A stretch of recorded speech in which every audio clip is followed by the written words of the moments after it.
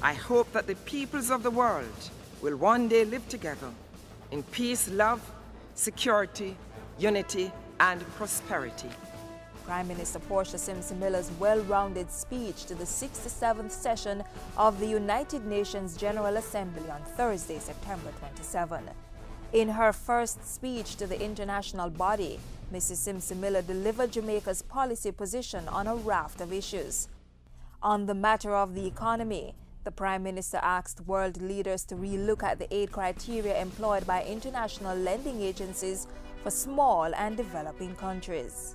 Small countries need greater support to build resilience to economic and environmental shocks. Reforms in global economic governance, including the international financial institutions, are required to take into account the need for special and differential treatment for small and vulnerable economies.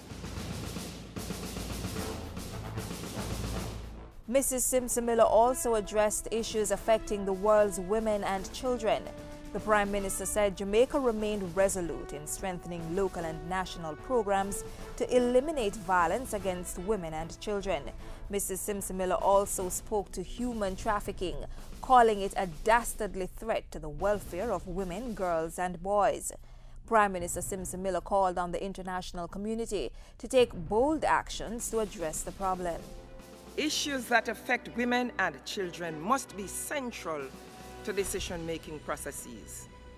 We look forward to continued collaboration with UN Women and the international community to help break this cycle of exploitation and insecurity.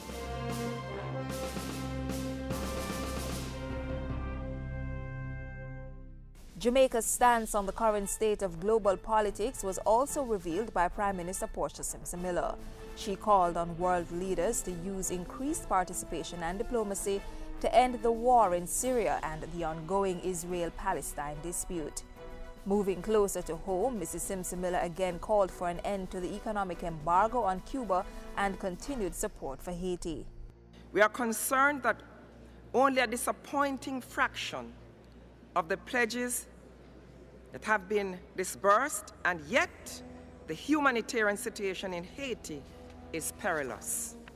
As a close friend and neighbor of Haiti with strong historical ties, I encourage members of the international community to make good on their commitments.